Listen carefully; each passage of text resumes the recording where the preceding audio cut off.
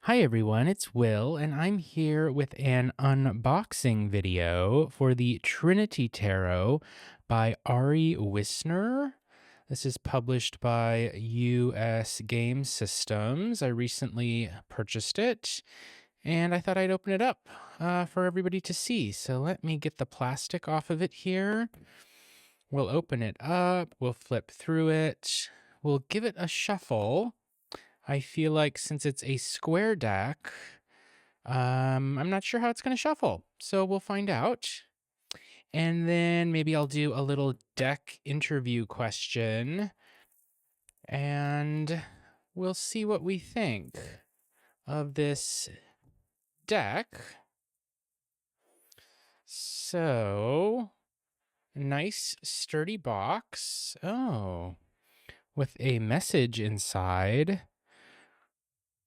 As you seek guidance from the universe, never forget that divinity dwells in your hands, too. Divinity expands outward and inhabits all of nature, making you a unique expression of itself. Like a hand or a branch of a tree, you are part of the Trinity. May you find grace, courage, and empowerment within. Much warmth, Ari. Card prompts. So this is like the little white book, I think. Very small, which I'm fine with.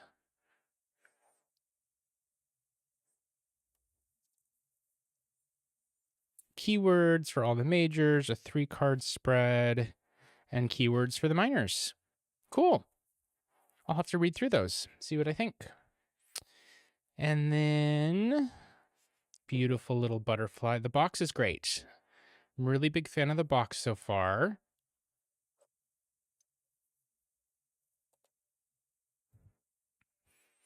Let's get the plastic off of these.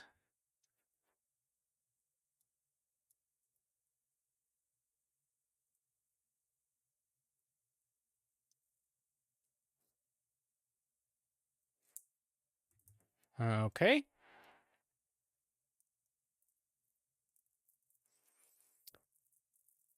And I believe that some of the cards in this deck are sort of renamed.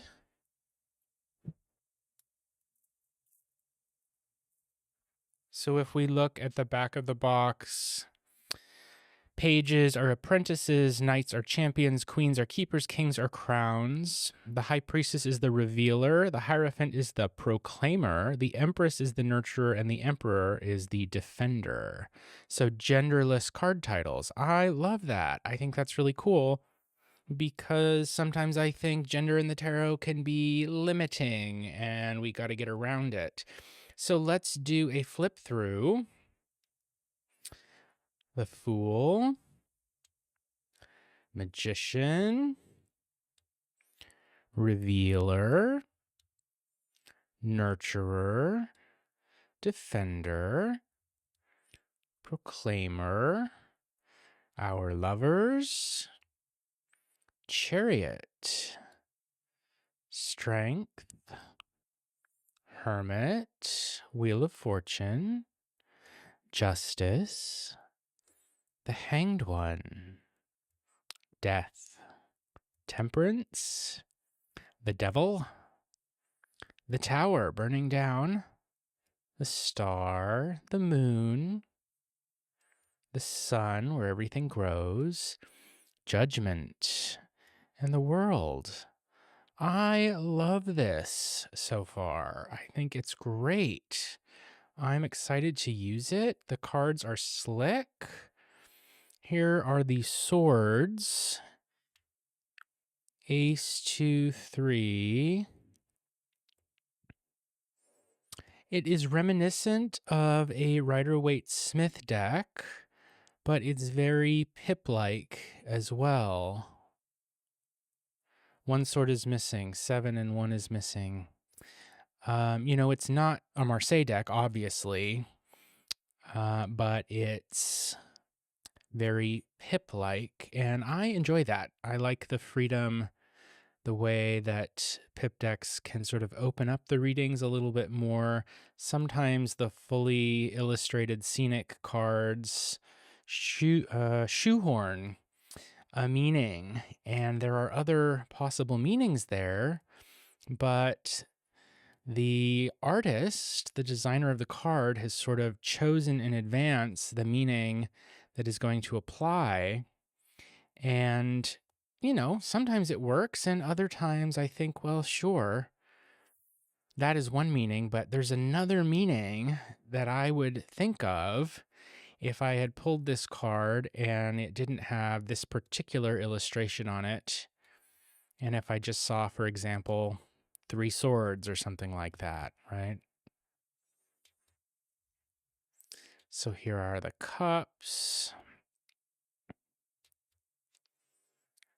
Oh, 10 of cups. That's fun with the rainbow in the middle. I love that. Apprentice of cups. So that's the page. Champion. That's the knight. Keeper is the queen. Crown. That's our king. And then wands.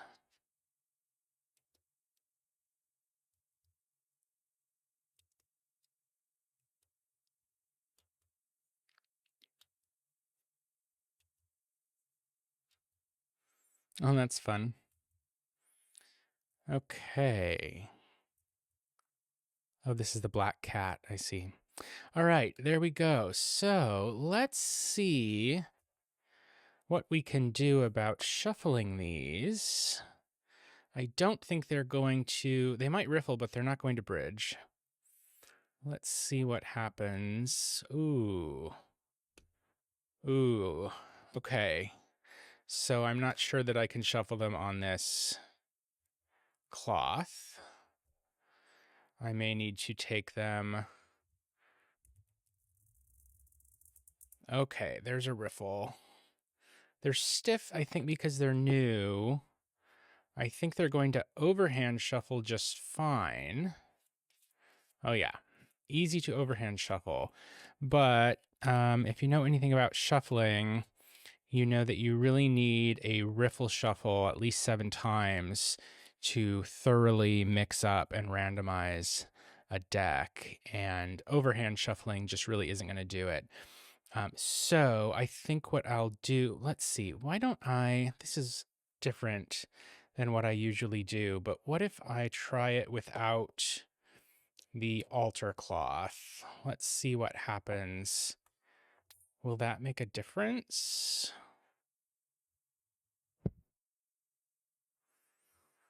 I'm not even sure now if you can see what I'm doing, but oh, it's a challenge, y'all. If I'm being totally honest. It's a challenge. I assume the cards will break in with use, and I do really like the shape, especially for filming readings. I think they're going to be perfect because I'll be able to fit more cards in the space. You know what I mean? In like the camera focus space. But what if I try? Let's see. Let's split the deck in half, and let me just shuffle. Okay, that I can do. At least to get the corners together. I have no sense right now, though, of which way is up with these cards, right? So, like, not only would reversals come into play here potentially, but like, what if the card comes up on its side? Would you read that into, would you have some sort of way of interpreting that, making sense of that in the reading? I would have to really think about that. If a card comes up like on its side, does that mean something? I tend to think that within the time and space of a tarot reading, everything is meaningful.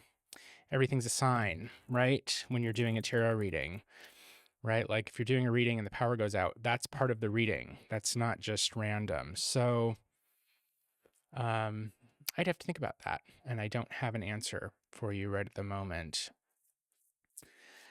The cardstock is fairly thin, I'd say, which I tend to like. That's not a problem for me.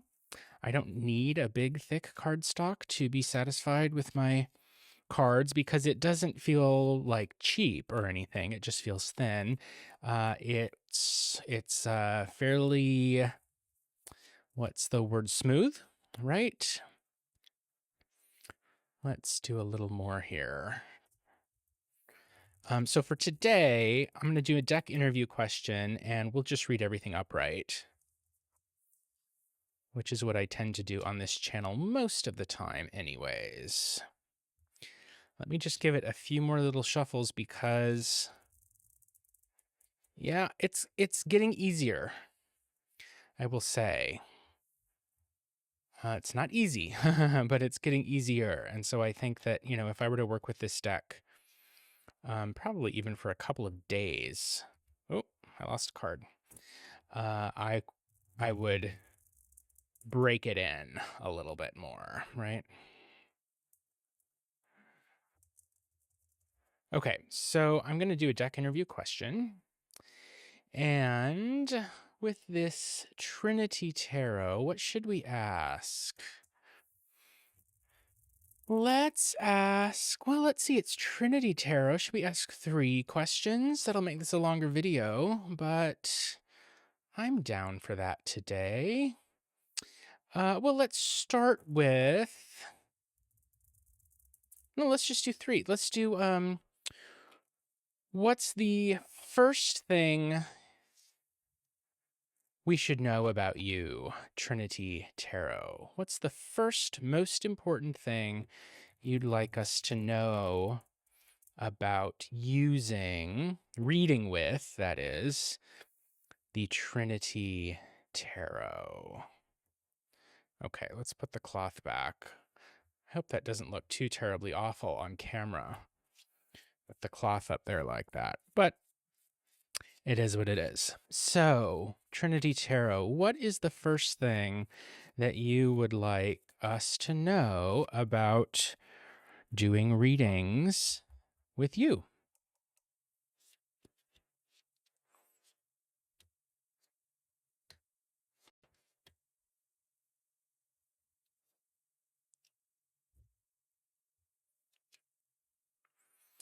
Apprentice of Wands. So this is Page of Wands. So exploration. 2 of Wands, planning.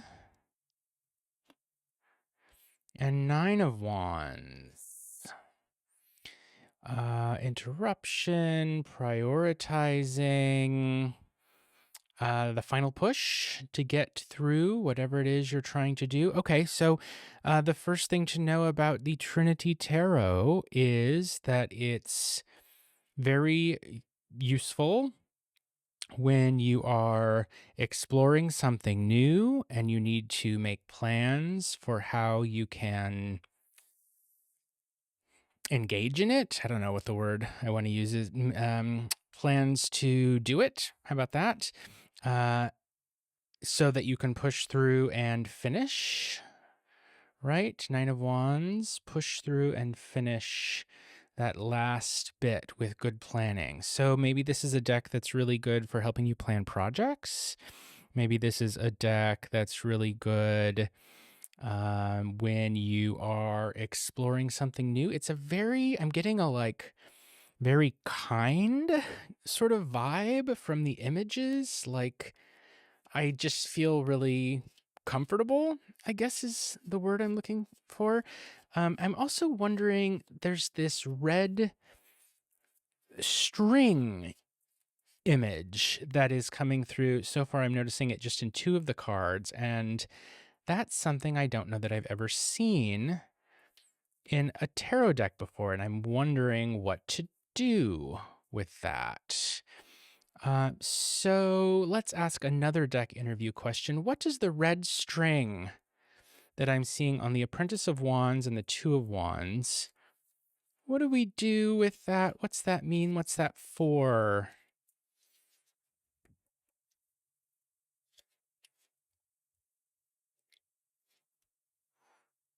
I do love the square shape. These are just going to be perfect for filming with. Are they square or are they rectangle? I would need to measure them. Let's see. I have a ruler. Hang on. are they square? So just over 7.5 centimeters and just over 7.5. Yeah, so square. Okay. Far as I can tell, they are indeed square. All right, so this red string that we're seeing, what are we to do with that? Oh, death. It's about a transition. The sun.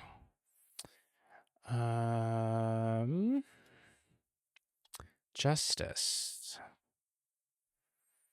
So it's about a transition between two different states. It's about a transition. Oh, look at the way the sun rises. Oh, this is so cool. The sun in the death card rises up. Oh, and the flowers here each have a different color in the center, like representing each of the elements. I imagine red for fire, yellow for air, blue for water, and green for earth. That's very cool. So the red string is about transitioning and illuminating and finding balance between different cards. Yeah? Transitioning, illuminating, bringing to light something, connections, right? And finding balance between different cards. Okay. Let's ask one more. What shall we ask? I'm curious. There aren't any, as far as I can remember, there aren't any full human figures in this deck, right? We've got a skull, for example, here, a human skull. And so we're thinking about, but it's not a full person, right? So let's ask, is there anything special to know about the fact? Let's see, I'll give it a little shuffle. What should we think of the fact that we don't have full human figures in this deck? I personally kind of like that because I think it opens up room for interpretation more. And I think that can be a struggle with some other decks. And so I'm really optimistic about this one. So what does not having human figures add to this deck?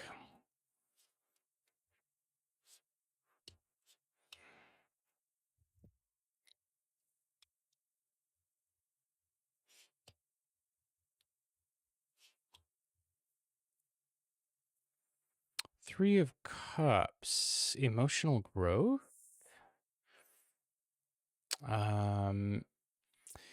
Creative expression. Five of Pentacles.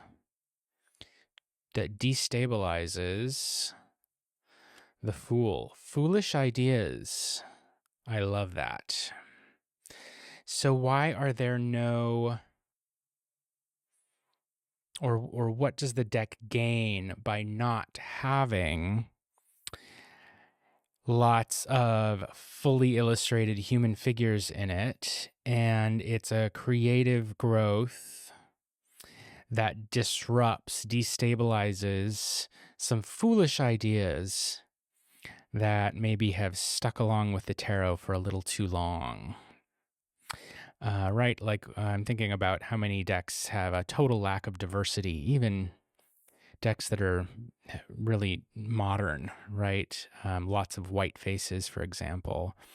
And we do get, there is a white face here, but I did see lots of other skin tones elsewhere. I guess, though, I'd have to play around with the deck more before I make a final decision about where I would place it in terms of its inclusivity, for example.